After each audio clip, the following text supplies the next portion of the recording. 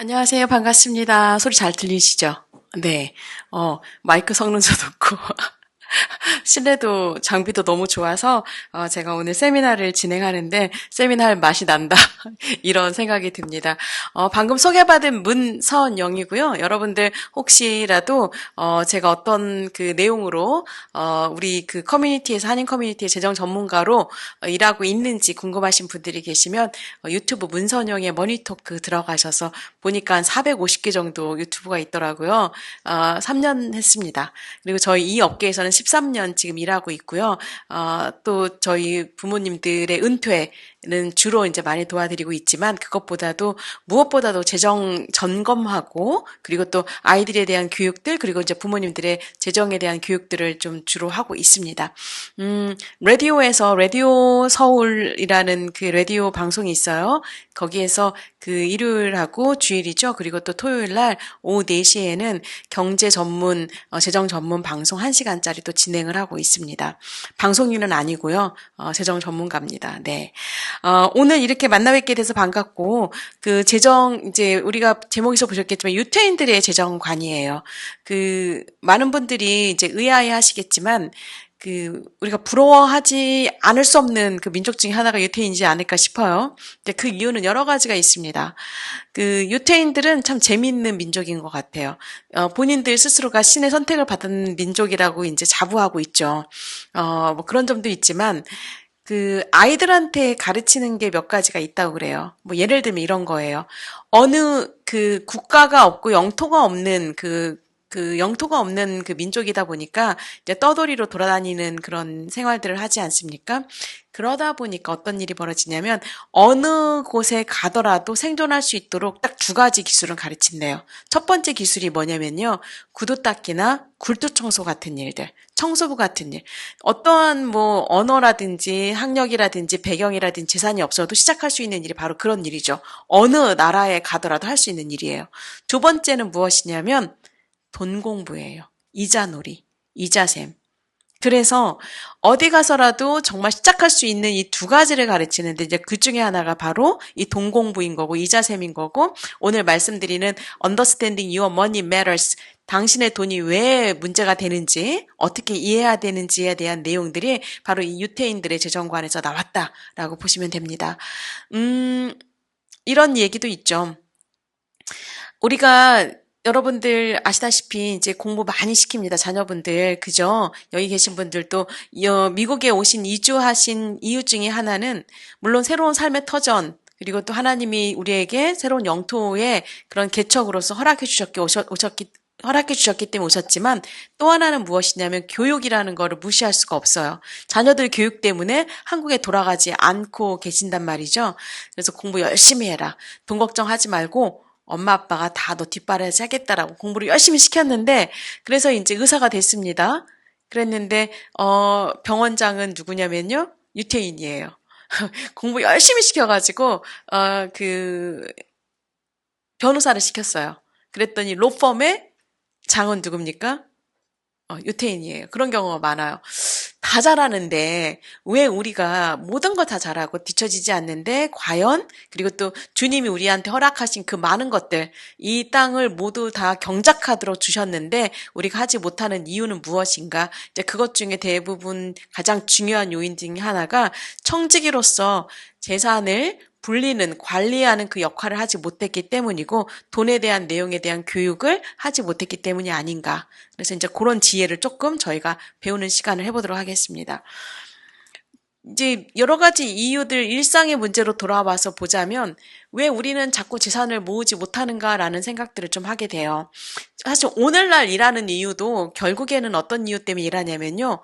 내일 일하지 않기 위해서 일을 한대요. 맞나요? 은퇴하면은 일을 그만하려고 지금 열심히 일하시는 거예요. 그래서 일하는 동안에 건강을 지키고 또 신앙생활도 열심히 하지만 재산을 많이 불려놔야지 은퇴했을 때 이제 하게 되는데 은퇴를 하기 이전에 먼저 재산을 불리지 못하는 이유 중에 몇 가지 이유들이 높은 인플레이션, 인컴은 늘어나지가 않죠. 다들 생활 전선에서 열심히 일하고 계시지만 인컴이 지금 증가하지 않는데 반면에 물가 상승률은 해마다 3.4% 정도가 증가를 하고 있어요. 물론 팬데믹 기간 동안에 우리가 엄청난 물가 상승을 경험을 하긴 했지만 이제 평균을 얘기해보자라는 거죠. 그러면 우리 월급도 사실은 매년 3.4%씩 올라야지 이게 또이또이 전문 용어로 이렇게 되거든요. 근데 안 오르잖아요. 그죠?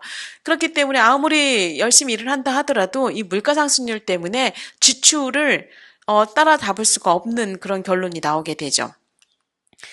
파이낸셜 골이 부재하기 때문이라고도 해요. 무엇이냐면 내가 도대체 얼만큼 돈을 모아야 되는지, 얼만큼 돈을 써야 되는지, 어떻게 돈을 저축해야 되는지, 언제 내가 은퇴할 것인지에 대한 그걸 파이낸셜 골이라고 하거든요. 근데 그 골이 없어요. 아주 단적인 예를 한번 들어볼게요. 많은 분들이 뭐라고 하시냐면 제가 만나서 이제 재정 상담을 하다 보면 본인의 파이낸셜로 이루고 싶은 게 무엇입니까? 그러면 선교 사업 하고 싶다라고 그래요.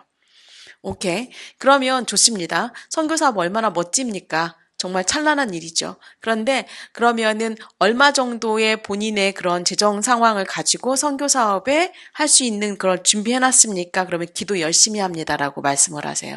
좋은 얘기예요. 당연히 기도하셔야 되고 허락하셔야지만 그 일이 이루어질 겁니다. 그런데 문제는 뭐냐면 이제 누군가가 그 재정적으로 도움을 주실 거라고 생각을 한다라는 거죠. 그게 이제 파이낸셜 드림하고 골이라는 거예요. 드림은 뭐냐면 집을 사고 싶다, 평생 집을 사고 싶다라고 하지만 미국에서 집 사시지 못하시는 분들이 엄청 많은 거 아시죠? 그 이유 중에 하나가 뭐냐면요. 언제, 얼마짜리 집을 사는데, 어느 지역에다가 다운페이는 얼마 할 거고 내가 몰기지는 얼마를 낼 수 있을 것인가라는 계획을 하지 않기 때문에 그 골이 없기 때문에 플랜이 나오지 않아서 꿈은 이루어지지 않습니다. 꿈이 반드시 이루어지려면 거기에 맞는 파이낸셜 골이 있어야 되는데 우리는 한 번도 재정 점검을 받아본 적이 없고 재정 교육을 받아본 적이 없어서 이런 부분들이 참 미약하다라는 거죠. 또 다른 이유 중에 하나는 재정 지식이 부족하다라는 거예요. 그러니까 한국에서 오셔가지고 미국에서 언어적인 문제도 있고 문화적인 문제도 있고 그렇기 때문에 사실 미국에서 파이낸스 쪽에 내가 뭔가 플랜을 한다라는 게 굉장히 쉽지는 않아요. 어떤 전문가를 만나서 진행을 하셔야 되는데 이제 주로 그 생활이 바쁘다 보니까 그럴 기회도 없을 뿐만 아니라 그리고 또 본인들이 정보를 찾아가지고 할 수 있는 일이 좀 거의 부재하죠. 만약에 이게 한국이었다면 조금 달라지지 않았을까 싶어요. 그죠? 한국에서 우리가 살았으면 아마 정말 많은 정보와 지식들을 가지고 다들 잘 운영을 하셨을 텐데 이곳에 오셔가지고 하기 때문에 부족한 부분이 있다라는 거죠. 그래서 결국에는 개인저축 준비하셔야 됩니다. 왜냐하면 은퇴를 만약에 얘기한다 하더라도 실제로 소셜시큐리티 연금만 가지고 절대로 은퇴가 준비되지 않는다라는 걸 부모님들 너무나 잘 아실 거예요. 돈에 대한 교육 당연히 필요합니다. 파이낸셜 골 셋업하는 거 필요합니다. 이런 것들을 오늘 좀 주로 이야기할 건데 오늘은 에듀케이션 내 부분에 대해서 이야기를 할게요. 복리 이자 하면 다들 아시죠? 단리와 복리가 있다 그러면 어떤 게 더 좋은 건가요? 네, 복리. 다들 알고 계세요. 그럼 복리는 이용하고 계신가요? 글쎄 잘 모르겠습니다. 그래요. 은행에 어제 제가 체이스뱅크를 갔었는데요. 체이스뱅크 윌셔에 있는 체이스뱅크를 가가지고 비즈니스 어카운트 뭐 하나를 또 옮기는 일이 있어서 거기를 갔는데 그 은행이 그 상담해 주시는 분 아마 저희 다음 주에 저희 세미나에 오실 것 같아요. 그 스페니쉬권 여자분이신데 그 복리 이야기하니까 이제 의아한 거죠. 복리 은행에 계시는 분들도 사실은 복리를 이용하지 못하고 계시는데 이 복리가 저는 신이 주신 8번째 선물이지 복리라고 저는 생각을 해요. 세계 8대 불가사의 중에 하나가 이 복리다. 만약 8번째가 있다면 생각을 하는 건데 뭐냐 하면 이렇게 보시면 됩니다. 자, 여러분들 여기 보시면 아시겠지만 단리하고 복리를 한번 비교를 해볼게요. 단리는 원금의 이자를 계속 받는 거예요.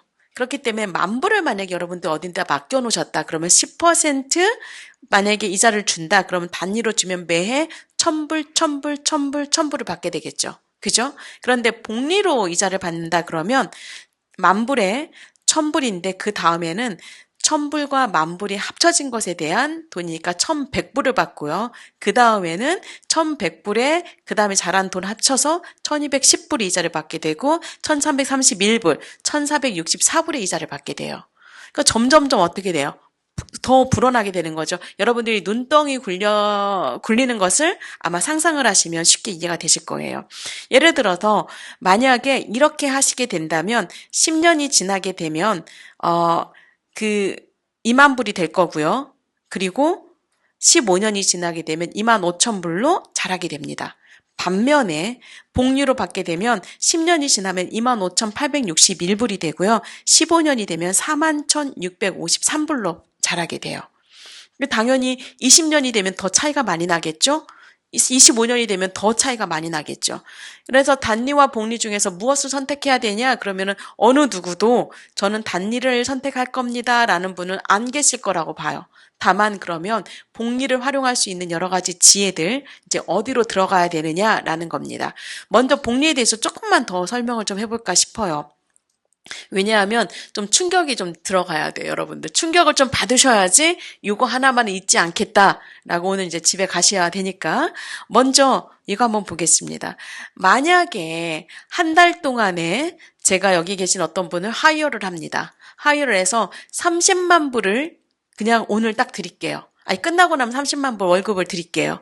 근데 이것은 그냥 한 달만 일하시는 겁니다. 혹은 제가 만약에 1센트를 첫날 드리고요. 복리로 2배가 되는 2센트 이렇게 드리도록 할게요. 라고 약속을 하는 거예요. 잠시만요. 네. 2센트 이런 식으로. 그러면 그 다음날은 4센트가 되겠죠? 제가 지금 30만 불이 없으니까 그냥 이렇게 좀 드릴게요. 라고 하면 어떤 거를 선택하시겠습니까? 끝나고 30만 불 아니면은 지금 30만 불 드리거나 아니면 이렇게 드린다고 하면 어떤 거 선택하시는지. 근데 좀 이제 눈치가 좀 있으신 분들은 후자가 맞겠구나 생각을 하는데 그 돈이 얼마큼 자라는지 혹시 아시나요? 그 돈이요. 무려 536만 8,709불로 자라요. 이게 말이 됩니까? 의심스럽죠? 그래서 이제 계산기를 두들겨 보시기 바랍니다. 그 전날에는요. 268만 4천 불이었을 거예요.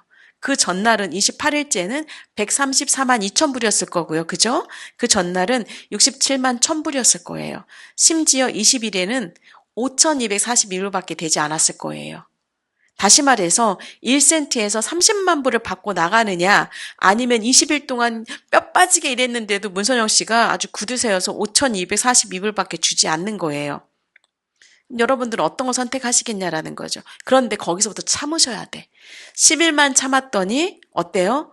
바로 100만 불이 28일째 되고 28일에서 딱 30일, 이틀만 참았더니 그게 500만 불이 되는 게 복리의 힘이라는 거죠. 정말 눈 굴리는 거하고 똑같아요. 눈 굴릴 때 얼마나 힘듭니까? 그런데 어느 정도 굴리다 보면 눈덩이에 정말 마을 전체를 뒤덮을 수 있는 정말 눈사태를 일으킬 수 있는 그런 큰 눈덩이가 되지 않습니까? 시간을 기다려야 된다라는 거예요. 우리 한국인들과 유태인들이 비교 중에 하나가 뭐냐면 저희들은 식사도 되게 빨리 하죠. 저도 반성해요. 오늘도 오늘 네, 예를 들어서 저는 5분 만에 식사를 했거든요. 우리 한국 분들 되게 식사 빨리 하시죠? 그리고 그 유태인들하고 이제 식사 시간하고 좀 비교해 보면 되는데, 어쩌면 식사 기도 시간만큼 저는 끝낼 수도 있을 것 같아요. 식사를. 보통 한국 마켓에서 일하는, 한국 그 가게에서 일하는 그 스페니쉬들이 처음 배우는 말이 어떤 말이라고 그러죠? 빨리빨리. 워낙에 정말 빨리빨리죠. 그런데 기다리지를 못하시는 거예요. 많은 분들이 뭐라고 하시냐면 그래도 3년 안에 혹은 2년 안에 1년 안에 돈을 좀 굴릴 거를 생각을 하시지 30년을 기다린다라고 생각을 한번 해보십시오. 아마 숨 막혀가지고 한국 분들 큰일 나실 거예요. 근데 30년을 기다려야지만 복리를 활용할 수 있다예요. 무조건 복리의 힘을 노리시려면 30년을 하셔야 된다는 거예요. 혹은 지금부터 30년도 사실 금방 가지만 우리 자녀분들한테 30년은 정말 대단한 금방 올 날이죠. 그러니까 어렸을 때부터 저축을 해줘야 되는 습관이 된다라는 거죠. 예를 들어서 30년을 해야 된다라는 것도 그만큼 중요하고요. 오래 기다리셔야 된다. 두 번째는 뭐냐면 높은 이자를 받으시는 게 중요해요. 높은 이자라는 건 무엇이냐면 복리의 계산법에 아인슈타인 박사가 수학적으로 이걸 정리를 하는 게 있어요.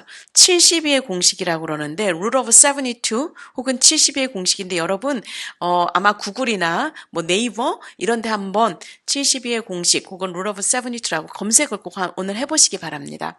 내 돈이 복리 이자를 받아서 2배가 되는 시간을 계산하는 게 바로 이 rule of 72예요. 예를 들어서 1.5%를 10,000불을 집어넣고 2배가 되려면 20,000불이 되려면요. 48년을 기다려야 돼요. 근데 1.5%좀 익숙한 거 아닌가요? 우리가 보통 받는 게 한 0%나 1.5% 받으실걸요. 은행 같은 데 가보시면. 물론 요즘 CD가 좋기는 하지만 CD 이자도 이제 금방 내려갑니다. 지금 트럼프가 연준을 어떻게든지 연준 의장을 지금 교체해서라도 지금 그 금리를 내리려고 하고 있고 은행에서 예전에 뭐 5%까지 줬던 것이 지금은 3.4%, 3.8% 떨어졌죠. 3% 한번 받아볼까요? 10,000불을 하더라도 똑같은 사람이 48년이 지났을 때는 40,000불로 자라게 돼요. 6%를 72로 나누면 그 기간이 나오죠. 그래서 12년이 지나면 20,000불이 되고요. 20,000불에서 또다시 12년이 지나면 24년째는 40,000불, 다시 36년이 되면 80,000불, 160,000불로 되고 12% 이자를 받을 수 있는 곳이 있다라고 하신다면 48년이 지났을 때는 256만이 된다는 거죠. 그래서 높은 이자 받으시는 것도 굉장히 중요해요. 두 번째, 높은 이자 받으시라. 첫 번째 뭡니까? 무조건 어떻게 하셔야 된다? 오래 기다리셔야 된다. 정말 끝까지 가셔야 된다. 높은 이자 받는 것은 적어도 물가상승률 이상은 받으셨으면 좋겠어요. 물가상승률이 실제로 2월 달은 통계가 좀 떨어졌습니다. 한 2.4%로 떨어졌더라고요. 근데 뭐 일시적인 거고 제가 말씀드리는 거는 1911년부터 지금까지의 물가상승률 평균은 3.4% 혹은 4%라고 얘기를 해요. 그러면 우리는 어딘가에다 내가 돈을 부를 좀 축적해야겠다, 재산을 좀 모아야겠다 하시는 분들은 무조건 4% 이상은 받으십시오. 월급도 안 오르는데 이자까지 못 받으시면 너무 억울할 것 같아요. 그런 금융권이 있느냐? 있습니다. 자, 그래서 이 복리에 활용할 수 있는 방법은 첫 번째는 눈 굴리기 효과에 한 번이라도 더 굴려야 돼요. 무조건. 한 번이라도 더. 이 30일 중에서 29일 날 이분이 딱 그만두시게 된다면 268만 4천 불로 나오는 거지만 하루 더 참고 일했더니 536만 8천이 되는 것처럼 한 번이라도 더 굴리고 빨리 시작을 하거나 그 시간이 없기 때문에 혹은 더 오래 넣어두거나 이렇게 해야 된다라는 거죠. 아니면 시간이 없으시는 분들은 이렇게 하시면 돼요. 처음에 좀 연탄재를 넣고 좀 굴리세요. 눈 굴릴 때 앞에다 연탄재 넣고 굴리면은 더 빨리 자라지 않겠어요? 혹시라도 나는 10,000불을 집어넣는데 난 5,000불이라도 더 넣겠다 라고 생각을 하신다면 실제로 12%를 받는 10,000불을 넣으신 분과 15,000불을 넣으신 분이 48년 후에 그 결과가 얼마나 달라지게 될지 여러분 한번 계산해 보시기 바랍니다. 네. 두 번째는 리스크예요. 이렇게 12% 이자를 받으면은 물론 좋지만 매년 11% 받을 수 있는 곳은 안타깝게도 이 세상에 존재하지 않습니다. 금융권에서는. 없어요. 그래서 또 이제 실망을 조금 하시겠지만 그래도 평균 우리가 주식의 이자 정도 하시면 한 7에서 한 9% 정도를 이야기를 해요. 주식이. 그런데 이제 문제는 뭐냐면 여러분들의 리스크 성향을 좀 판단을 하셨으면 좋겠어요. 한국 분들이 성격도 급하지만 또 뭐가 있냐면 이런 표현이 한국에만 있을 것 같아요. 못 먹어도 고 이런 표현 하지 않나요? 그러니까 배짱이 너무 좋은 거예요, 한국 분들은. 그래서 자신감과 그 배짱이 너무 좋아서 잃어도 상관없어. 막 이런 이제 그냥 무조건 인생 한번 살아보는 거지. 막 이렇게 이제 들어간단 말이죠. 그런데 그게 돈을 불리는 데 있어서, 돈을 이해하는 데 있어서는 가장 안 좋은 예 중에 하나가 바로 그거예요. 다시 말해서 이자를 받는데 복리로 받는데 이 세상의 모든 것은 복리로 적용됩니다. 가스비가 올랐다 그러면 작년에서 오른 거지 가스가 맨 처음에 원유 채출했을 때 그때부터 오른 거 아니죠. 집값이 올랐다 그러면 어때요? 집값 상승률이 얼마입니다라고 그러면 내가 집을 샀던 그 10년 전에 집값에서 오른 걸 말하는 게 아니라 작년에 집값과 올이 얼마냐라는 거예요. 다시 말해서 모든 게 다 복리로 되는데요. 이 복리 종류에는 세 가지가 있어요. 첫 번째는 고정이자가 있어요. 고정이자는 무슨 일이 있어도 나는 그냥 요 똑같이 받겠습니다라는 거예요. 현 금융권에서 줄 수 있는 고정이자의 가장 높은 이자는 4.5%예요. 물론 만약에 여러분들이 3년을 어디다 묶어놓겠다 그럼 복리로 4.9%가 있는 데도 있고요. 5년을 묶어놓겠다 그러면 5.2%도 있습니다. 아주 지금 이제 아주 특별하게 나온 그런 금융업 상품 중에 그런 게 있기는 한데 일반적으로는 한 4.5% 정도를 받고요. 그러니까 물가 상승률을 이제 거의 맞잡는다라고 보시면 되죠. 그러니까 많은 분들이 고정이 좋기는 하지만 문제는 뭐냐면 이게 만족스럽지 않다는 거죠. 그래도 내 돈이 좀 자라야 되니까. 그래서 사람들이 가는 곳이 어디예요? 바로 주식의 이자. 이게 바로 변동이자라고 하죠. 이 변동이자 같은 경우는 여러분들 아시겠지만 올라갈 때는 너무 좋죠. 그냥 쭉 올라갑니다. 떨어질 때는 어떻게 되죠? 그냥 쭉 같이 떨어지죠. 자, 만불을 여러분들이 넣어 놓으셨어요. 만불을 넣고 첫 해에 50%가 올랐습니다. 그런데 두 번째 해에 50%가 떨어졌어요. 그러면 여러분들은 어떻게 하시겠습니까? 그냥 운이 안 좋았구나. 또 오르겠지라고 생각하시는 분들이 아마 계실 거예요. 그런데 이 복리의 세계라는 게 얼마나 무섭냐면요. 올랐을 때 50%가 오르면 내 돈은 15,000불인데요. 50%가 떨어지면은 7,500이 돼요. 왜냐면 작년에 오른 거에서 떨어지니까. 그래서 많은 분들이 이해를 못 하시는 투자의 성향 중에 하나가 오를 때는 좋지만 떨어질 때는 안 좋은 게 아니라 아주 안 좋다예요. 오를 때는 좋지만 아주 안 좋아진다라는 게 바로 투자죠. 그래서 보통은 제가 이제 우리 손님들 도와드릴 때 그리고 저의 재정 원칙 중에 하나는 뭐냐면 부자가 되는 게 목표가 아니에요. 부자로 남는 게 더 중요해요. 어떻게 부자로 남을 수 있느냐가 더 중요해요. 그런데 이 리스크를 관리를 잘하지 못하시면 내 투자 성향 자체가 어떤지를 모르고 주식시장에 들어가시게 되면 어떤 일이 벌어진다? 정말 뭐 왕년에 나 금송아지 있었어 이런 분들 제가 만나는 손님들 중에서 한 15% 정도는 그런 분들이신 것 같아요. 15% 정도는 왕년에 집이 몇 채가 있었어. 나 예전에 잘 나갈 때는 비즈니스가 얼마였었어. 돈 세다가 주무셨다고 하시는 분도 있어요. 정말 돈 세다가 특히 캐시로 장사하시는 분들, 그런 분들. 근데 그분들이 이제 정말 안 좋은 시절에 투자로 들어갔다가 다 잃게 되거나 뭐 이런 경우들이 있는 거죠. 그렇다고 해서 이 변동이자가 나쁘냐? 그렇지는 않습니다. 여러분들이 고정이자를 받아야 되시는 분도 있고요. 변동이자를 어느 정도는 받으셔야 되는 분들이 있어요. 근데 변동이자는 제가 말씀을 드릴게요. 좀 자산이 있으신 분들이 아니면 내가 이 정도는 없어져도 상관없어 라고 생각하시는 분들이 그 금액만큼만 집어넣으셨으면 좋겠어요. 다시 말해서 투자는 정말 투자예요. 투자. 내가 이것에 대해서는 내가 리스크를 매니지할 수 있다. 라고 생각하시는 그 정도까지만 들어가셔야 돼요. 혹시라도 남편분이나 와이프분들 중에서 우리 모든 것을 좀 주식에 다 넣었다라고 한다면 오늘 저녁 때 좀 아주 긴 시간을 가지고 이야기를 좀 나눠보시기 바랍니다. 모든 것을 리스크를 걸고 넣을 수는 없다라는 거죠. 그러면 또 다른 이자가 있느냐? 이런 이자가 있어요. 예를 들면 올라갈 때는 주식만큼은 올라가고 떨어질 때는 떨어지지 않고 올라갈 땐 또 올라가고 안 떨어지고 이러면 좀 얼마나 좋을까요? 이 뜻은 무슨 뜻이냐면 하지만 여기에도 함정은 있어요. 올라갈 때 예를 들어서 주식이 30% 올라갔는데 30%다 주지는 않아요. 뭐 예를 들어서 뭐 20%까지 준다라든지 아니면 뭐 10%까지 준다라든지 이런 식으로. 하지만 좀 양보하더라도 떨어질 때 마이너스 30 떨어질 때 내 돈은 안 떨어져요. 그대로 유지가 돼요. 이렇게 봤더니 평균 이자율이 어떻게 되냐면 거의 비슷하더라라는 거예요. 주식의 이자랑.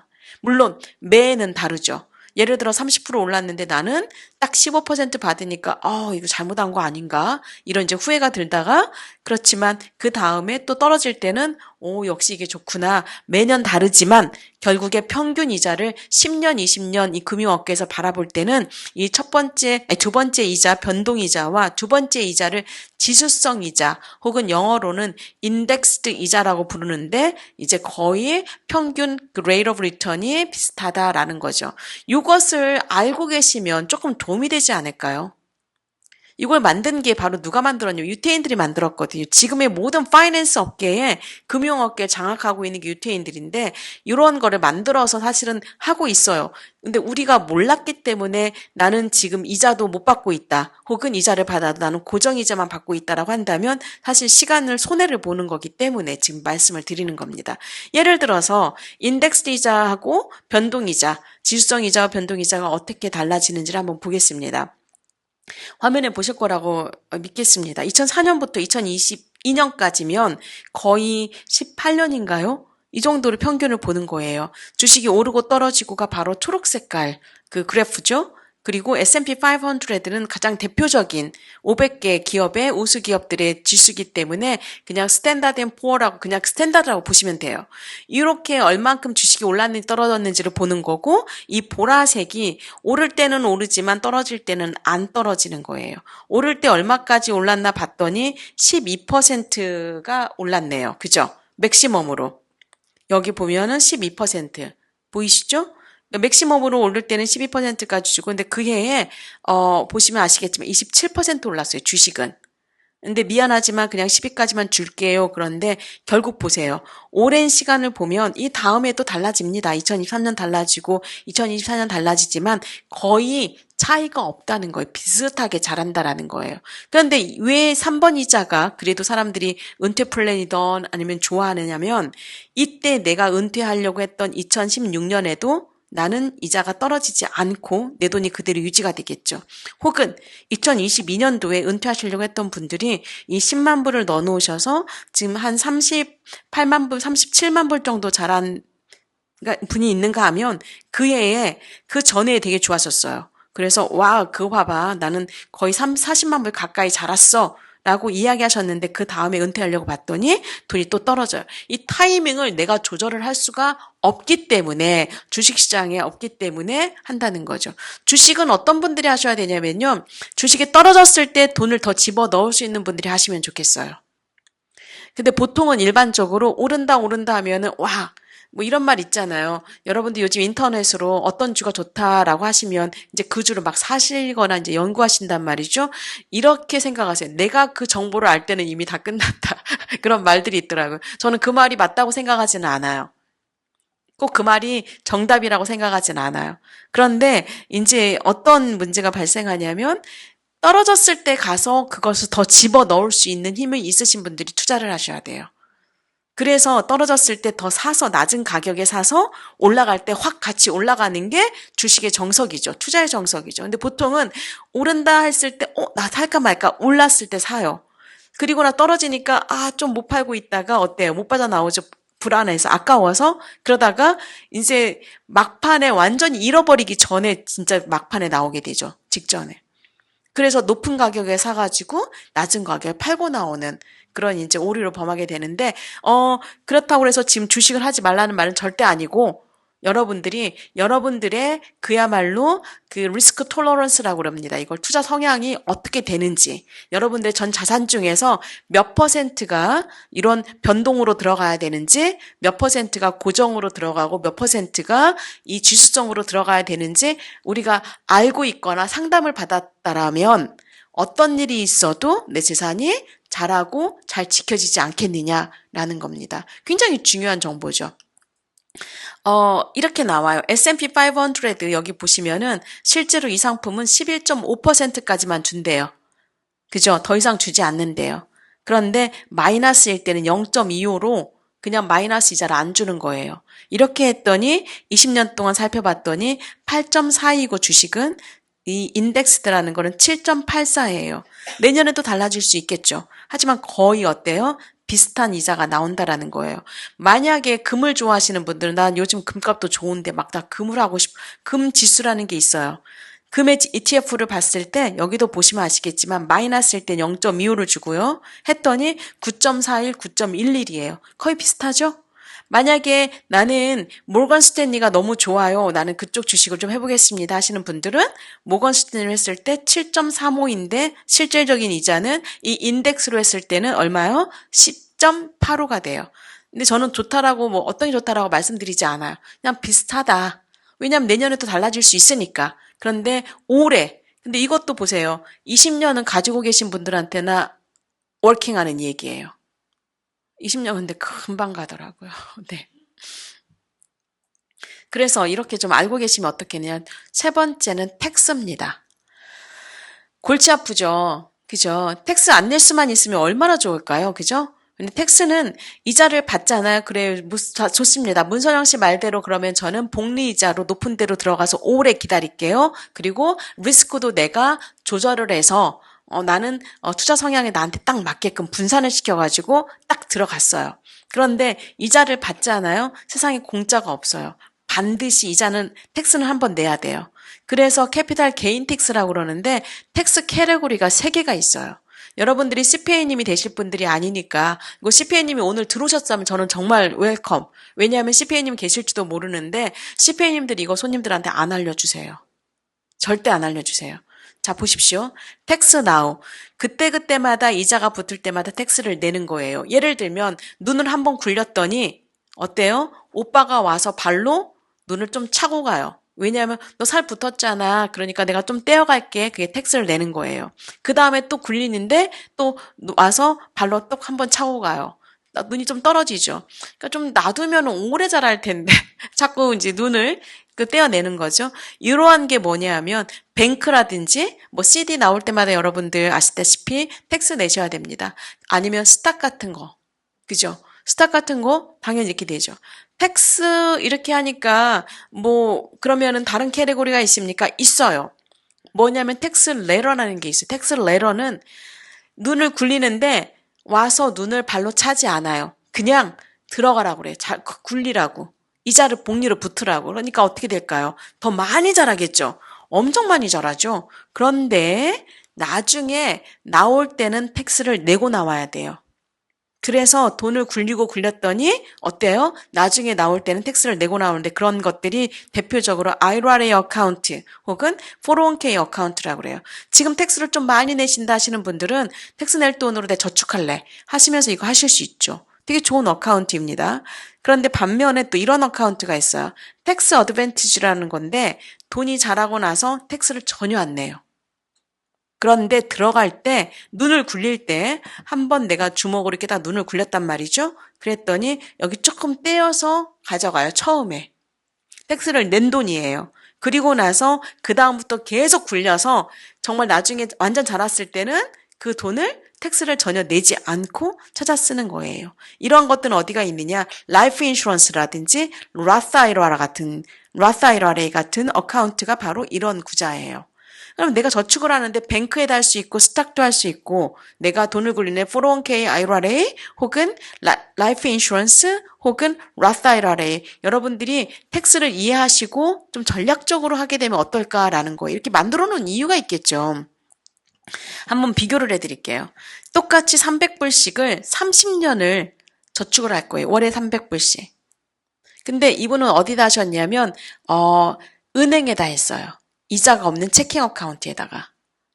그러면 뭐 텍스도 안 내겠죠? 왜냐면 붙은 게 없으니까요. 이것은 은행에다 하신 거는 그냥 농장에다가 넣어놓으신 거하고 똑같아요. 다만 좀 은행이 좀 안전하겠죠. 아들이 와가지고 훔쳐가거나 그런 일은 없을 겁니다. 집안에 도둑이 있지요. 절대로 바깥에서 도둑 들어오는 경우보다 더 무서운 도둑이 같이 사는 도둑입니다. 이렇게 보시면은 10만 8천 불로 자라요. 원금이죠. 그런데 만약에 이자를 받아요. 그 이자가 얼마냐면 8% 이자를 받는다. 라고 했을 때 이렇게 됐을 때 28만 3천 불로 자라게 돼요. 그런데 세금을 내지 않고 자라게 되면 그 돈이 얼마예요? 똑같이 8% 이자를 받고도 45만 불이 돼요. 28만 3천 불이 좋으세요? 45만 불이 좋으세요? 당연히 45만 불이죠. 그럼 이분은 어디다가 저축을 하셨냐면 라사이라라든지 라이프 인슈런스에 저축을 하신 경우에요. 이런 방법이 있구나 라는 걸 아실 수가 있겠죠. 한 가지 제가 오늘 좀 학부모님들이 들어올 것 같아가지고 한 가지 재정을 하시는 데 있어서 우리 유태인들하고 우리 한국분들하고 안타까운 경우 중에 하나가 아이들 대학 보낼 때 굉장히 안타깝더라고요. 왜냐하면 한국 부모님들은요 정말 그 뼈 빠지게 일하신다고 표현하잖아요. 다 뒷바라지 해가지고 아이들한테 가게 팔고 아니면 가지고 계신 거 모두 다 팔아서 아이들을 대학을 보내게 되죠. 그런데 유태인들은 돈이 좀 있는 것 같은데 신기하게도 학비를 내지 않고 다니는 경우가 있어요. 공부를 잘해서 학비를 내지 않는 게 아니라 부모의 자산에 따라서 그렇게 돼요. 예를 들어서 우리 고지식하신 우리 한국 분들은 은행이나 이제 이런 쪽에다 돈을 다 집어넣었어. 나중에 대학을 보낼 때 아이들 학자금 론 신청을 하게 됩니다. 학자금 신청을 하게 될 때 보통 펩사라고 불리는데요. 정부에서는 미국 정부는 그 공부를 할 수 있는 아이들 중에서 재정 구조가 부모님이 가난한 사람한테 먼저 돈을 내도록 돼 있어요. 그게 팝사라고 그래요. 그런데 팝사 신청을 하는데 은행에 돈이 30만 불이 있다. 그럼 그 학생은 30만 불을 먼저 부모가 학자금으로 쓰셔야 될 거예요. 반면에 그 부모가 30만 불이 생명보험에 있다. 그러면 여기 동그라미 안에 들어가 있는 것은 부모의 자산으로 카운트하지 않아요. 놀랍게도. 예를 들어서 IRA에 30만 불이 들어있다. 그러면 그 돈은 그냥 부모의 은퇴 플랜이에요. 보통 생명보험 IRA, 401k, 어뉴이티라는 게 부모님들의 은퇴 플랜이거든요. 부모님들의 은퇴 플랜을 미국 정부가 지켜주는 거지. 이 플랜을 허물어서 아이들 대학을 보내라고 하지 않는다는 거예요. 그런데 이 정보를 모르시면 정말 집 팔아서 가게 팔아서 그리고 부모님들의 은퇴하려고 은행에 넣어놨던 것들 이런 것을 모두 팔아서 아이를 대학에 보내는 경우가 생기겠죠. 근데 부모님들이 오히려 은퇴를 지금 준비하시면은 재산이 그 안으로 들어가 있으면 아이들은 무료로 대학을 다닐 수 있는 확률이 엄청 높아진다는 거예요. 그래서 어디에다가 돈을 저축할 것인가도 굉장히 중요한 문제가 되죠.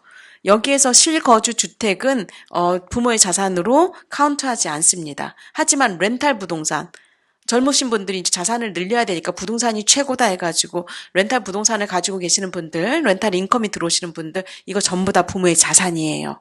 그래서 한 10학년, 9학년 되면 이제 부모님들 그때부터 막 재산을 옮기기 시작해요. 보통 3년치를 보거든요. 집도 막 그때 가서 팔아야 되고, 그때 막 이제 라이프 인슈런스를 급하게 드시거나, 막 어니트를 옮기시거나 그러는데, 급하게 하시게 되면 항상 뭐가 생기죠?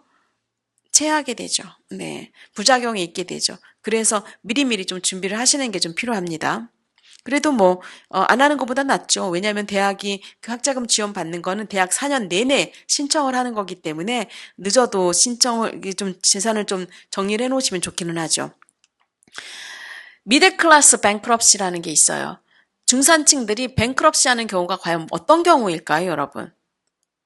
놀랍게도요, 비즈니스를 잘못하거나 투자를 잘못해서 뱅크럽시 하는 경우보다도 더 높은 이유가 42%가 의료 비용 때문에 그래요.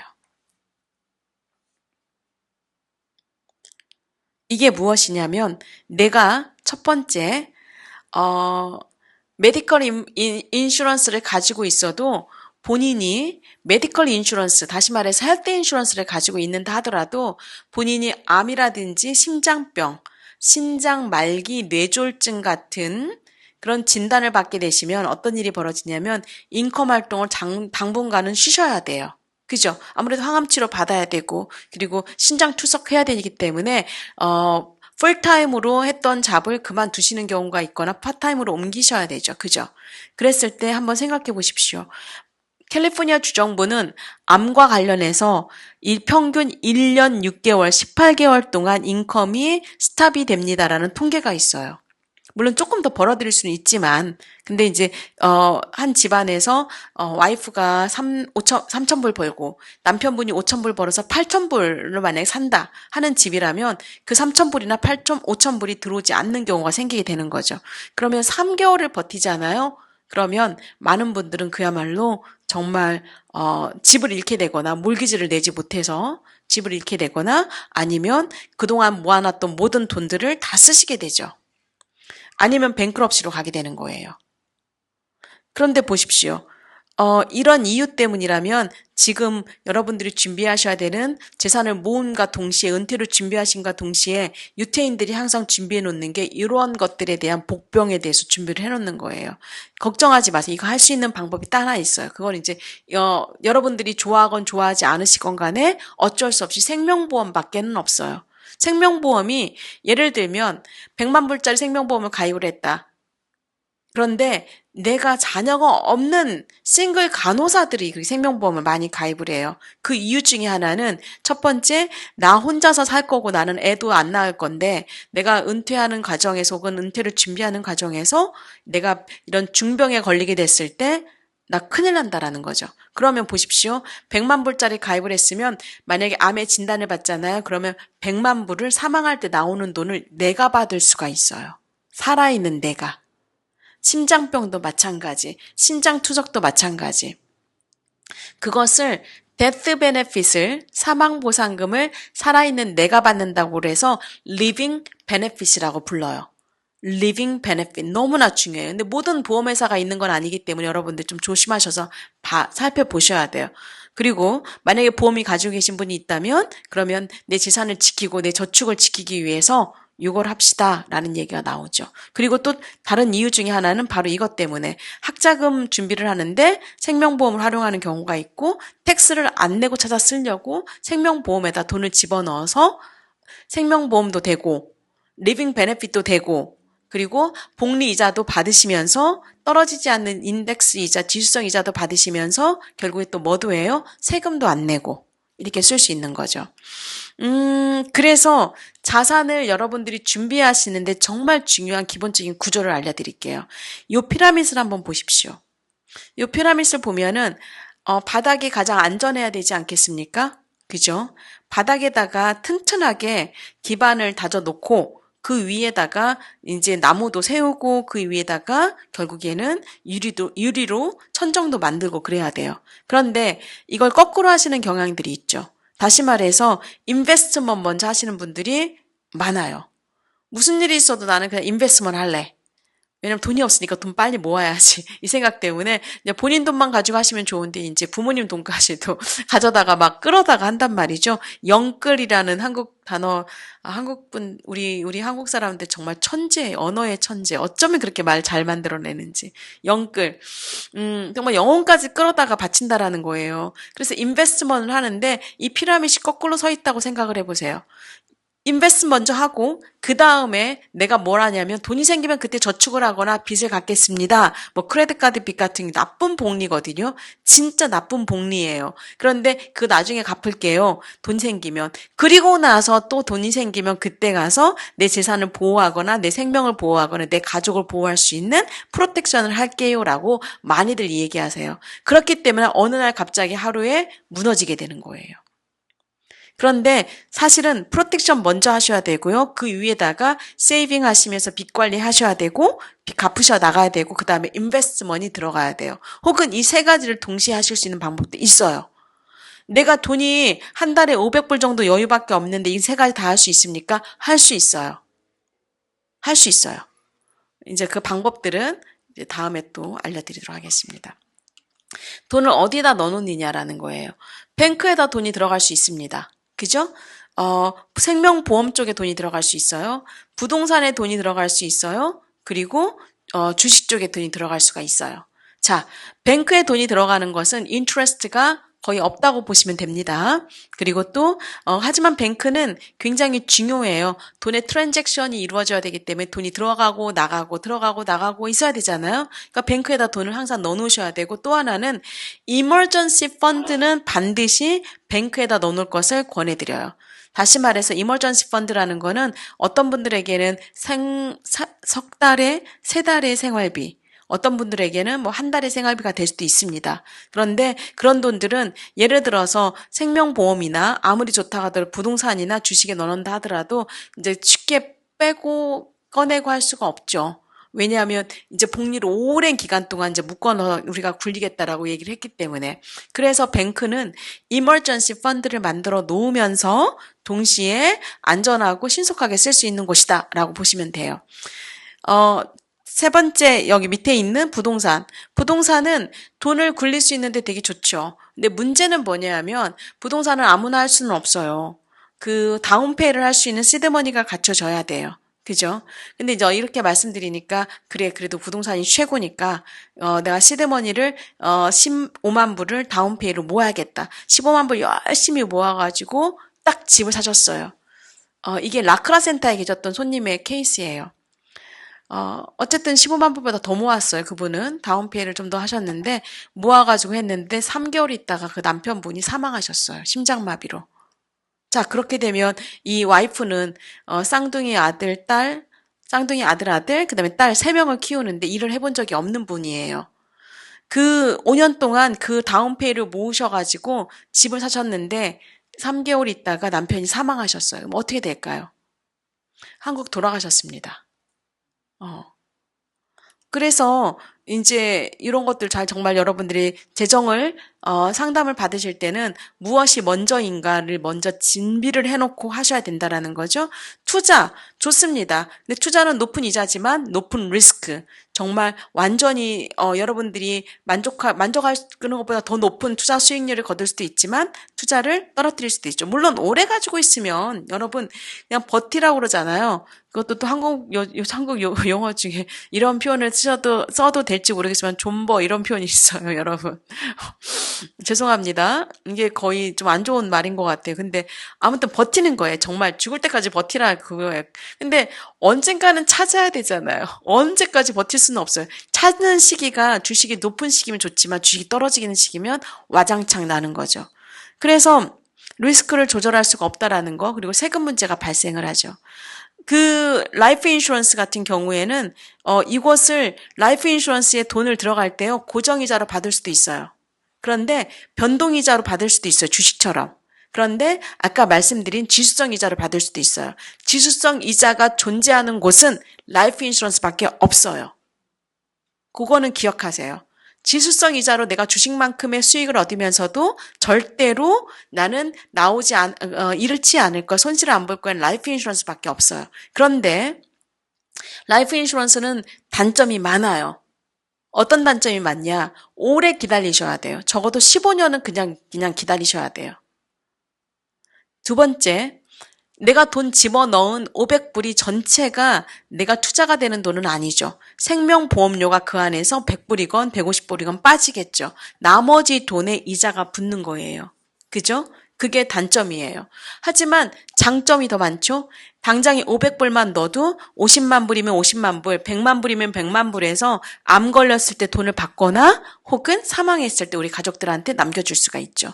또한 돈이 쌓였을 때 그 아까 말씀드린 지수성, 인덱스드 이자, 떨어지지 않는 그 이자로 받을 수 있는 데는 여기밖에 없죠. 세 번째는 나중에 돈을 찾아서 쓸 때 세금을 내요, 안 내요? 안 내고 찾아 쓸 수가 있죠.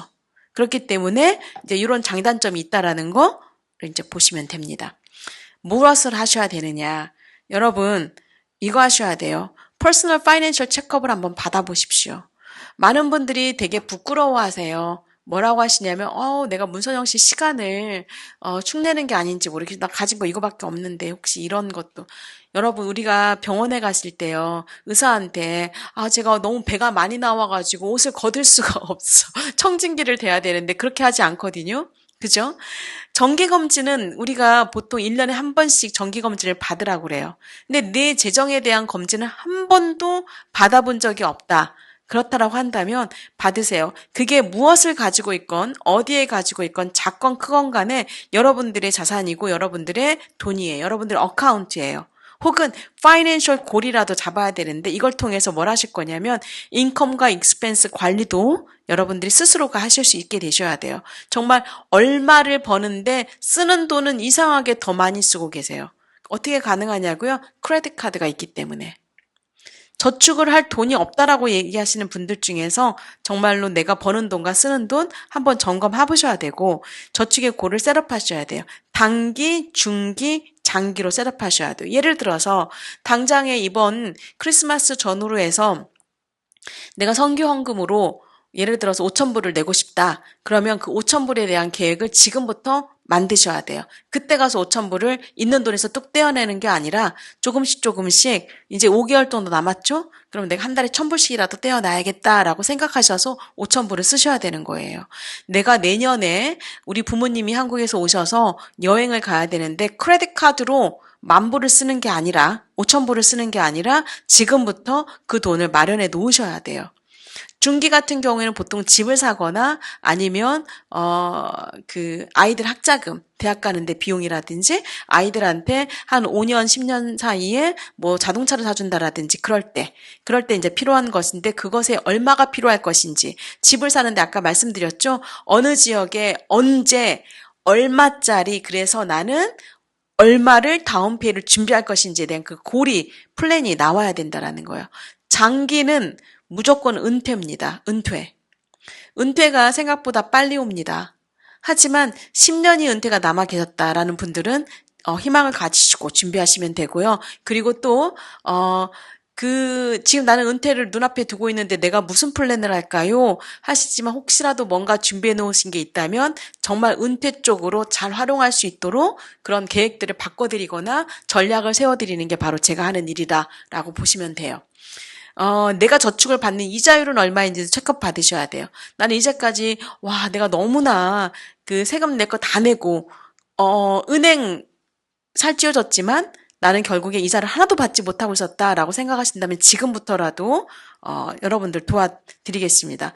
나는 세금 내느라고 저축을 할 수가 없어 하시는 분들 많아요. 세금 내고 나면 남는 게 하나도 없는데 그런 분들이 지금 세금을 절세하면서 결국에 여러분들의 은퇴 구자를 만들 수 있는 아이라라든지 이런 것들 제가 도와드릴 수가 있어요. 비즈니스 하시는 분들이라면 더 많은 것을 도와드릴 수가 있고요. 보험이 잘 자라고 있는지 보험이 만약에 그냥 사망해서 나오는 그런 보험인지 아니면 암 걸려도 나오는지 언제까지 내야 되는지 돈을 찾아서 쓰는 돈이 과연 얼마가 될 것인지 내 돈이 혹시라도 주식의 보험 쪽에 들어가서 떨어지지는 않는지 이런 것들 여러분들 어떻게 하셔야 돼요? 당연히 관리 받으셔야죠. 모든 재정 상담은 무료이고요. 걱정하지 마십시오. 컨피덴셜리 진행되고 그리고 여러분들이 가지고 계시는 어떤 것에 대해서도 점검 받아보시는 그 용기만 내신다면 저는 여러분들에게 정말 제대로 된 재정 플랜과 진단을 돌려드리겠습니다. 마지막으로 이제 공지가 뭐냐면요. 저희가 이런 거를 하고 있어요. 세상의 모든 아이 하버드는 못 보냅니다. 제가 못 보내요, 하버드.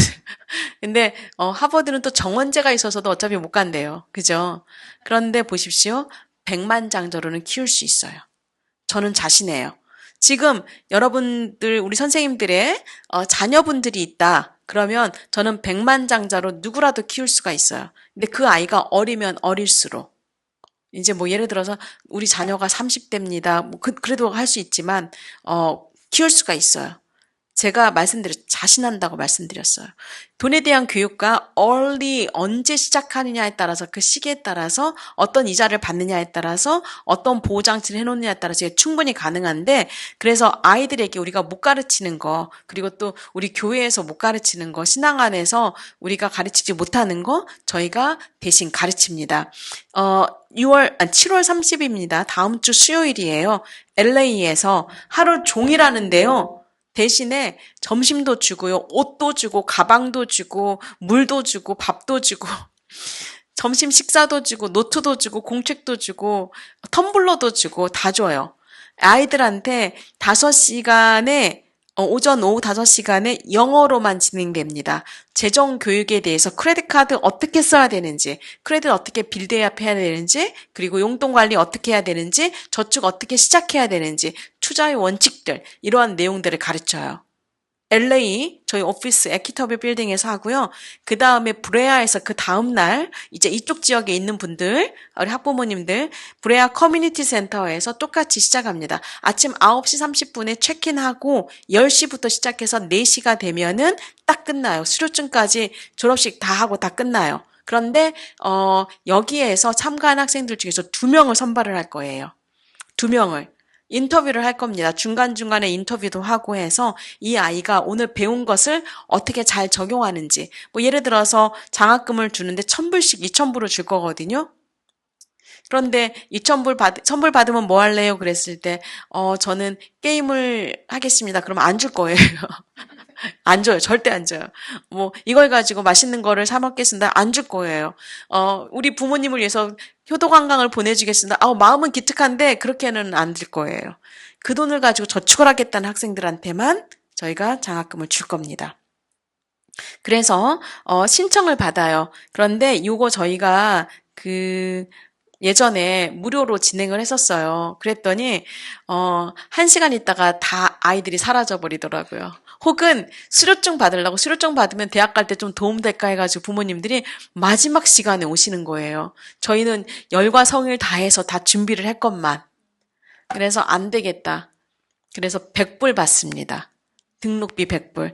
100불 내시고 100만 불 받아가시기 바랍니다. 네. 여기까지 마치고요. 혹시 질문 있으시면 질문 잠깐 들을까요? 아니면은 네, 질문 좀 듣겠습니다. 혹시 줌으로 참석하신 분들 중에서도 마이크 푸시고 질문해 주시면 답변 드릴게요.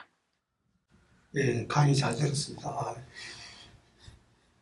어릴 때 들었으면은 당장자가 됐을 텐데. 그러게 말입니다.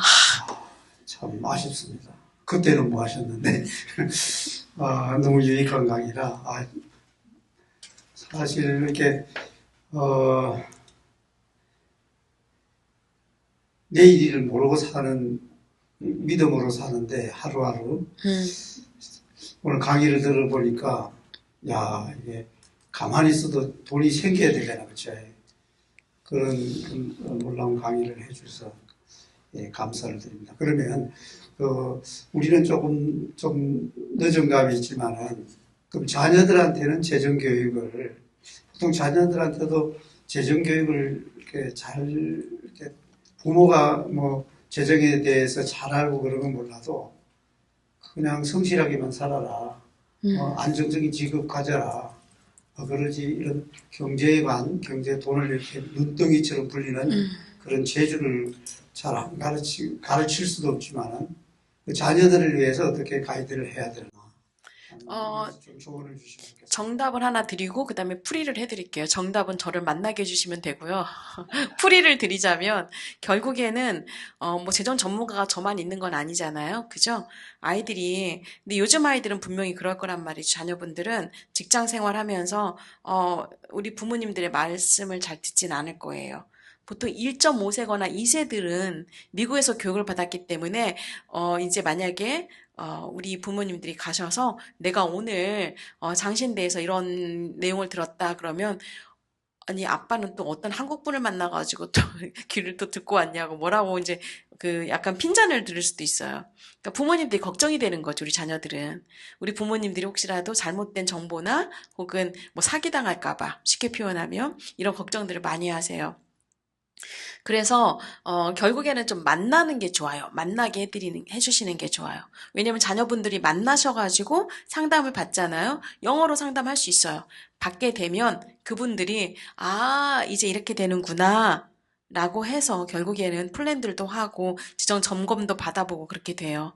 그리고 다시 말씀드리지만 그 문선영의 머니토크의 그 서브타이틀이 영어로 다 잘 되어 있어요. 그리고 정말로 그 제목들만 보셔도 아시겠지만, 이 세상에서 내가 궁금한 모든 것들, 그게 다 들어가요. 다 들어가요. 뭐 예를 들어서 나 메디칼로 저소득을 받고 싶은데, 그러면 내가 돈 이자를 받으면 안 되지 않을까?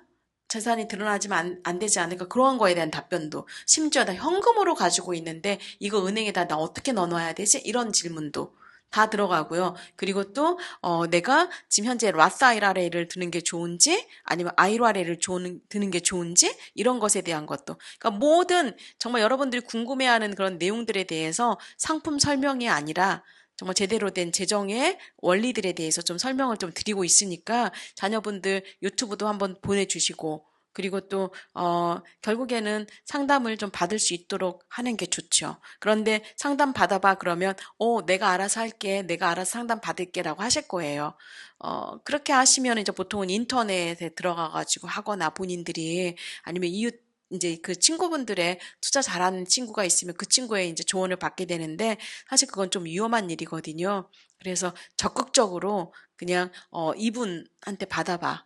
그리고 한번 받아서 뭐 상담 받았는데 만족스럽지 않으면 그것으로 이제 뭐 본인들이 해야 되는 건 없으니까 그런 의무사항은 전혀 없으니까 그렇게 좀 안내를 해주시면 좋지 않을까 싶고 어린 자녀분들이 계시다면 그 청소년 재정사관학교 손주분들도 좀 보내시거든요. 그렇게 하시고 한 가지 팁을 드리자면 돈에 대해서 많은 관심을 좀 기울여야 돼요.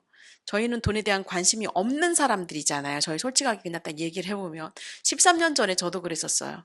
13년 전에 저도 돈에 대한 관심이 없었던 사람이고 제가 유학생으로 미국에 왔는데 제 전공했던 분야가 이런 분야가 전혀 아니에요. 나중에 여러분들 들으시면 놀라실 거예요. 완전히 다른 분야예요. 그러면 과연 어떻게 이게 이루어지게 됐느냐? 저도 배웠단 말이죠. 그리고 돈을 생각하지 않고 그냥 있으면 주시는 거고 쓰면은 또 들어올 거라고 생각만 했었는데 그렇지 않다라는 거. 이것을 딱 깨닫게 되는 순간, 와, 내가 이거 정말로 책임을 방기하고 있었구나. 책임을 하지 않은 거예요, 이거는. 그, 나의 책임을 하지 않았고, 청지기로서의 그 책임을 지지 않고 있구나라는 반성을 하면서 막 공부하기 시작했단 말이죠.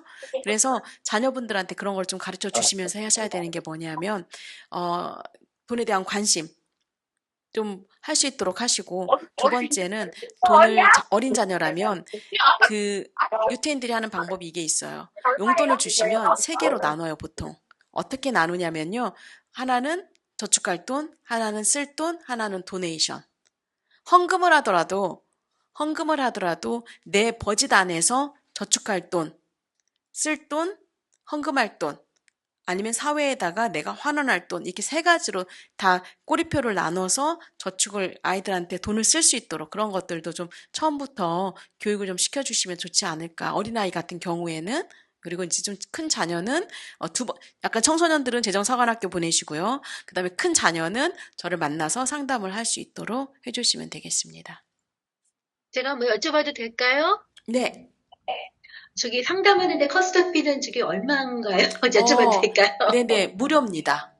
아, 예, 그래요? 네, 예. 절대 감사합니다. 무료이고요. 걱정 안 예. 하셔도 되고 어떤 플랜이 나오거나 플랜이 나오지 않거나 걱정 안 하셔도 돼요. 일단은 저희들이 상담료를 받지 않고 상담을 해드리고 그리고 여러분들 이제 이런 오해도 좀 있으세요. 무조건 만나면 뭔가를 가입하거나 바꿔야 된다. 바꿔야 된다. 막 이런 두려움이 있으시거든요. 걱정하지 마십시오.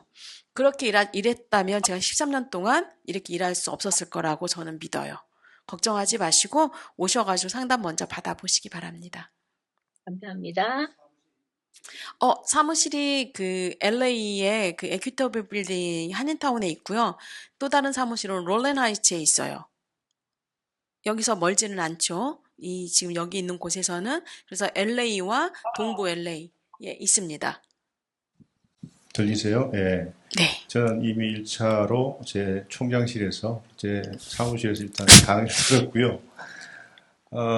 저는 뭐 시간을 돌아보면 가장 후회되는 것이, 무대포로 살았구나 하는 생각을 많이 할 겁니다. 한인들 가운데 유학생으로, 아니 목회하러 오신 특히 목회자 같은 경우에는 교회 환경 자체가 재정에 충분한 지원이 이루어지지 않은 상황에서 열심히 사역하시고 은퇴하시고 난 다음에는 아무런 리타이먼트 플랜이 없이 은퇴를 하다 보니 정말 어려운 환경 속에 처한 분들이 많아요. 그래, 그게 너무 안타깝더라고요. 그게 물론 뭐 저희 일부의 문제이기도 하지만 일단 우리 목회자들이 조금은 목회 환경 속에서 재정적인 지원을 많이 받지를 못하더라도 롱텀 플랜으로 일단 준비를 하지 않으면 정말 험악한 꼴을 당할 수 있다는 생각을 하기 때문에 어느 누구보다도 목회 환경 속에서 아니면 선교사님들 가운데 이런 플랜을 좀 세워야 되지 않을까 하는 생각을 하게 되거든요. 나이 기준이 60대는 아니지만 제 나이가 지금 크게 지금 얹혀 있기 때문에 60대는 대부분 사람들이 아마 은퇴 플랜 세우기에 좀 늦지 않을까 하는 아마 그런 주저함이 있을 것 같습니다. 그래서 60대에서 시작할 수 있는 은퇴 플랜 꿀팁 네. 몇 가지 한 중요한 포인트만 좀 정리해 주시면 여기 계신 분들이 뭐 저 연배는 아니지만 대체로 뭐 50대에서 60대 그렇게 걸쳐 있는 분들이기 때문에 우리 문 선생님 하나의 좋은 팁을 주시면 도움이 되지 않을까 하는 생각을 하거든요. 네. 말씀 감사하고요. 우리 총장님께서 그래도 이 자리를 또 허락해 주셔가지고 오늘 이 자리가 만들어진 것에 다시 한번 또 감사드리면서 답변 드리겠습니다.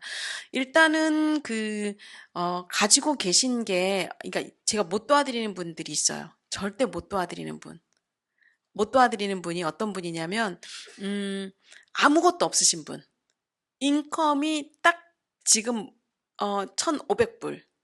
인데 본인이 사시는데 1,500불을 쓰셔야 되는 분들 있죠. 이런 분들은 못 도와드려요. 방법이 없어요. 근데 그분들은 이제 조금 일을 더 하시기를 좀 권해드리죠. 일을 좀 더 하셔서 뭐라도 좀 인컴을 좀 만드십시오. 그래서 1,500불 벌어서 현재 1,500불 딱 사시면 나머지 시간에 버는 그 인컴은 은퇴 준비를 하시면 됩니다. 라고 이제 말씀을 드리죠. 은퇴가 생각보다 늦춰졌어요. 예전에는 62세 막 그렇게 은퇴했지 않습니까? 근데 지금은 73세에 은퇴하시는 분들이 많아요. 그래서 IRA라든지 401k라든지 이런 것들이 룰이 73세까지도 안 찾아 쓰고 미룰 수 있는 그 나이가 됐거든요. 그래서 앞으로 10년 남았다 그러면 그렇게라도 하셔야 되는 거. 이제 이런 분들은 못 도와드려요. 절대로. 두 번째 못 도와드리는 분은 의심만 하시는 분. 그냥 의심만 하세요. 그냥. 나 눈에 내 돈에 내 주머니에 내 돈이 있어야지 되지 뭐 누구한테 못 맡기고 저한테 맡기는 거 아닙니다, 여러분. 저는 그냥 그런 플랜들을 도와주는 사람이지 돈은 금융기관으로 다 들어가도록 돼 있어요. 근데 이제 못 믿으시는 분들 이런 분들 이제 세 번째는 결정을 못 하시는 분들 계세요. 정말 뭐라고 해도 결정을 못 해요. 알아보고 더 알아보고. 그런데 그렇지 않은 분들이라면 꿀팁. 첫 번째, 본인이 가지고 계신 것들을 한번 다 정리를 한번 해보세요. 소셜연금으로 앞으로 얼마가 나올 건지 먼저 체크해 보시고요.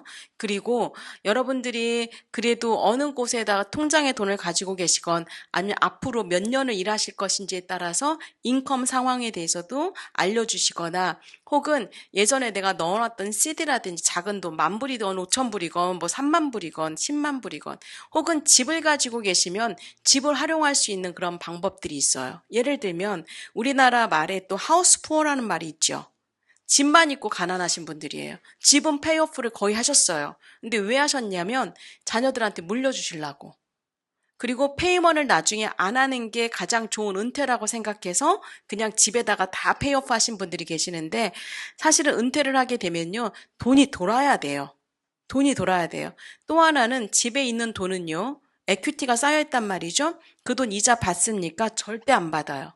나는 힘들어 죽겠는데 우리 집에 있는 내 돈은 발 뻗고 자고 있어요. 이자 하나도 안 받고. 근데 그 돈을 일을 시켜야 된단 말이죠. 집에서 돈을 꺼내오는 방법들, 이런 방법들을 저희들은 알고 있어요. 물론 여러 가지 이제 상황에 따라 다르지만 하우스푸어라든지 이런 분들은 만들지 않도록 하기 위해서 자녀들에게 모든 거를 다 남겨줘야지 미리 이름을 다 바꿔주시는 분들 계세요. 두 번째 팁은 절대 그러지 마십시오.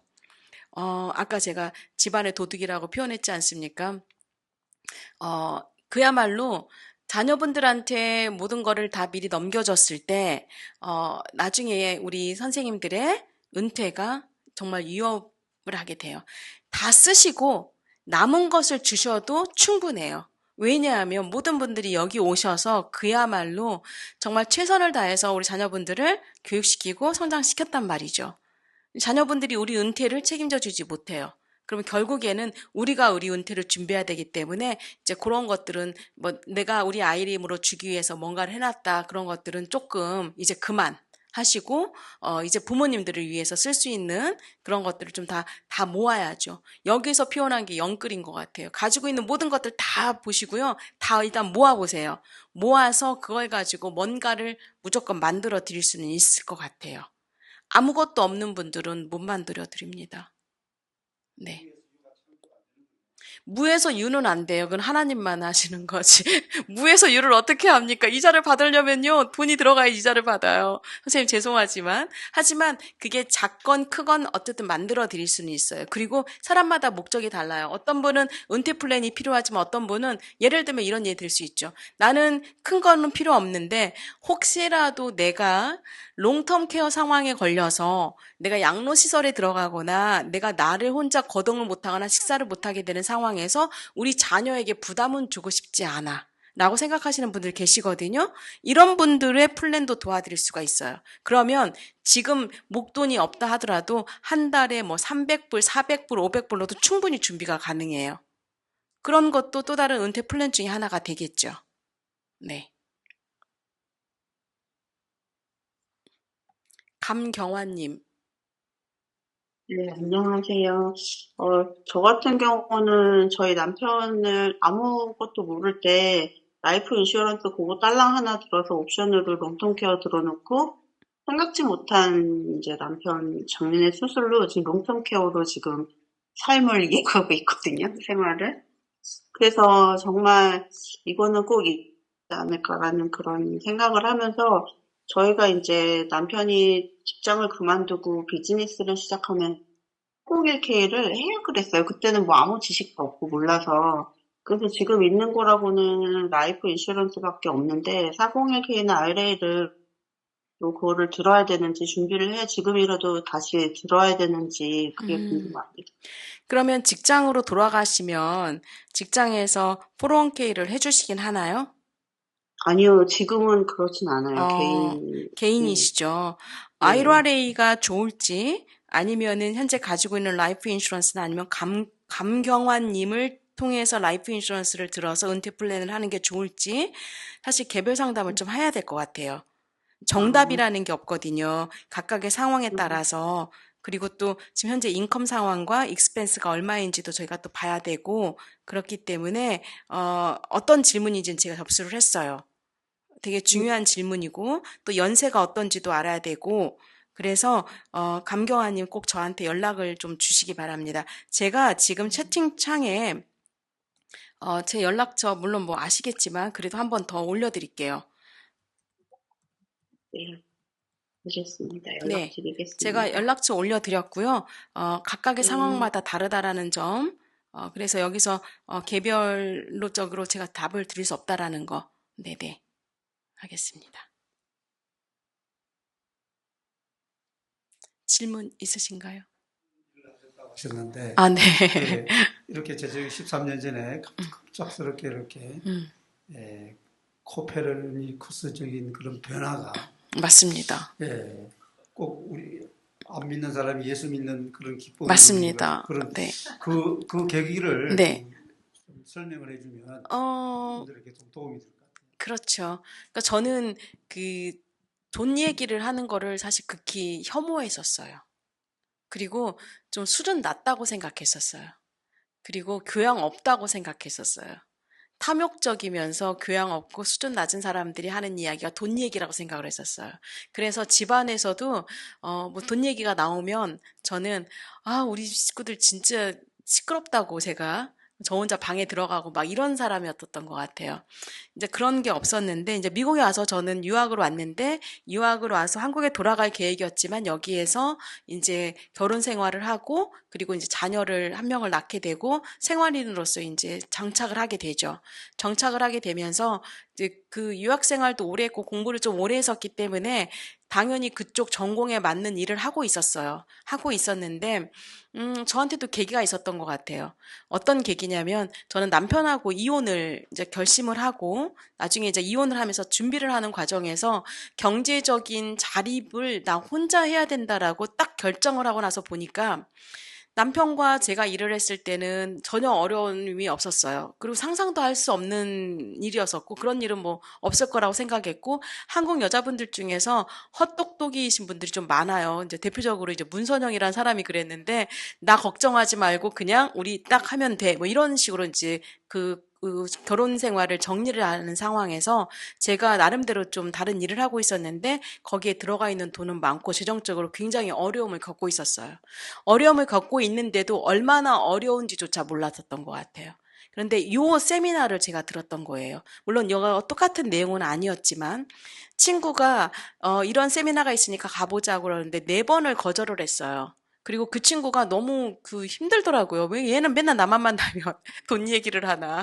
그리고, 근데 5번이 사람은 거절을 못 하더라고요. 그래서 5번째, 알았어. 이제 가서 밥이나 먹고 이제, 식사하고 내려오자. 이제 그 생각으로 가서 이 세미나를 들었는데 저는, 아, 내가 성숙한 인간으로서 잘난 척하고 똑똑한 척하고 살았는데 딱 한 가지 못한 게 있으면 내 아이가 그 당시에 저희 아이가 5살이었습니다. 아이를 이제 제가 키우기로 이제 결심을 하고 당연히 제가 키우고 있었죠. 아이를 키우는데 엄마로서 파이낸셜 리스ponsibility가 없다라는 것 자체가 얼마나 큰 죄악인지 그때 저는 딱 오더라고요. 내가 엄청나게 무책임한 부모구나, 엄마였구나. 지가 하고 싶은 거 다 하고 살고, 막 이런 거 있지 않습니까? 하고 싶은 거 다 공부하고 살고, 하고 싶은 일 하고 사는데, 결국 애 가정 경제 하나 책임지지 못하는 상황, 이런 생각을 하니까, 사실은 굉장히 가슴이 막막하고, 하늘이 정말 어둡더라고요. 저는 세미나 듣고 나가면서 저를 세미나 초대했던 그 동생한테 그랬어요. 나 이제 뭐 해야 돼? 라고 물어봤었어요. 나 이거 빨리 저축해야 되고 뭔가를 해야 되는데 나 뭘 해야 될까? 그랬더니 이제 한 번 더 들으라고 그래서 한 번 더 듣고 그리고 나서 플랜하고 그리고 나서 세미나가 있을 때마다 초청받아서 가더니 이제 제가 그랬죠. 이거 어떻게 일을 하는 건지 궁금하다고. 그랬더니 배워서 할 수 있다고. 그래서 시작하게 됐었습니다. 그 후로도 돈에 대한 생각이 바뀌는데 시간이 엄청 많이 걸렸어요. 제가 13년 차인데 아마 7년, 8년까지도 이 돈과 싸우는 일을 많이 했던 것 같아요. 그 돈과 싸우는 게 뭐냐 하면 제가 가지고 있었던, 배웠던 지난 40년 동안, 지금 제가 이제 53세입니다. 40년, 43년 동안 배웠던 저의 품성이라고 할까요? 저만의 하나님이 주신 그게 있을 거 아닙니까? 근데 그게 주신 것 플러스 제가 키워나왔던 여러 가지 사회적인, 문화적인, 가정의 교육적인 영향으로 인해서 굳어졌던 그 이고를 깨트리는 데 시간이 엄청 많이 걸렸던 것 같아요. 돈이 있으면 남들한테 베푸는 거는 정말 잘했지만 나를 위해서, 우리 자녀를 위해서 준비하지 못하는 그런 것이 그 이후에도 바뀌지가 않더라고요. 그래서 정말 바꾸는데 시간이 엄청 많이 걸렸고 지금도 저는 싸우고 있다라고 생각을 해요. 그런데 어느 정도 하다 보니까 이제 눈에 보이는 거죠. 다른 분들이 살면서 어떻게 살고 있는지, 저렇게 하면 안 되는데 저렇게 해야 되는구나. 이제 이 모든 면들을 다 보기 시작하면서 더 많이 돈에 대한 생각들이 커지게 된 것 같고, 사실 제 꿈 중에 하나는 정말 그리스도의 재정관을 정립을 해서 많은 사람들한테 교육을 시키는 거예요. 왜냐하면 가장 사각지대라고 불리는 게 아까 우리 총장님께서 말씀하셨지만 우리 성직자분들, 그리고 우리 교회 크리스찬 분들 너무나 돈하고 벽을 쌓고 하기 때문에. 그런데 제가 이런 농담을 스스럼없이 합니다. 어떤 농담을 하냐면요. 교회도요. 교회도 돈 많은 장로님이 들어오시면 너무 좋아요. 그죠? 돈 없는 신청도들만 있으면 교회도 되지 않아요. 누군가 하나는 헌금도 많이 해야 되고 11조도 많이 해야 되고 건축헌금도 내셔야 돼요. 결국에 돈이 없이는 이 모든 것들이 이루어지지 않는다라는 건데, 저도 지금도 배우고 있고 지금도 싸우고 있다라고 보시면 됩니다. 네. 오피스가 2군데라 그랬죠? 네. 그러면은 각 오피스에 워킹하는 시간이 다 다를 것 같은데. 네. 그리고 우리 나중에 끝나면 네. 같이 오신 2분 좀 소개해 주시면 네네. 좋겠습니다. 저희는 어포인먼트를 하셔야 돼요. 그냥 오시면 절대 안 되고요. 왜냐하면 에이전트 분들은 보통 밖에 나가서 일을 하지, 저희가 막 앉아가지고 책상에서 일하는 사람들은 아니에요. 그러다 보니까 모두가 이제 어포인먼트를 하셔야 되고요. 그리고 또, 로렌라이츠나 LA 오피스에서 여러분들을 만나 뵐 수도 있고, 이렇게 줌으로도 만날 수 있어요. 줌으로도 만나는데 보통 타주에 계신 분들은, 사실 미국 전역 손님들 도와드리는데 타주에 계신 분들은 줌으로 하지만 그래도 퍼슨 투 퍼슨으로 만나는 게 더 좋겠죠. 이렇게 하고, 롤렌라이츠 오피스는 하루 종일, 그러니까 일주일 내내 문을 엽니다. 그리고 토요일 날, 일요일도 주일 날에도 저희들이 일이 있으면 어포인먼트를 해요. 잡아가지고 하고요. LA도 일주일 내내 문을 열지만 약속은 그냥 워크인으로는 안 되고 미리 꼭 연락을 주셔야 된다라는 거예요. 네. 그리고 오늘 오신 분들은 잠깐 자리에서 좀 일어나 보시겠어요? 네. 우리 하얀색 옷을 입은 남성분은 저희 그 매니저님, 마이클 매니저님, 마이클 매니저님 손 한번 흔들어 주세요. 네. 오늘 같이 오셨고요. 그리고 오늘 오전에 제가 일정을 좀 같이 하느라고 또 같이 이렇게 차 타고 왔고, 그 다음에 우리 에이전트 분이세요. 뉴 에이전트, 지금 열심히 배우고 있는 우리 지니님입니다. 마이클 매니저님, 지니님 두 분 같이 자리했었습니다. 네. 그러면 질문이 없으시면 오늘 이렇게 마무리를 짓고, 그리고 저희 다음에 제가 연락처 올려드렸으니까 연락을 주시는 걸로 그렇게 할까요? 무엇을 가지고 있건 항상 문의해 주시기 바랍니다. 네, 감사합니다.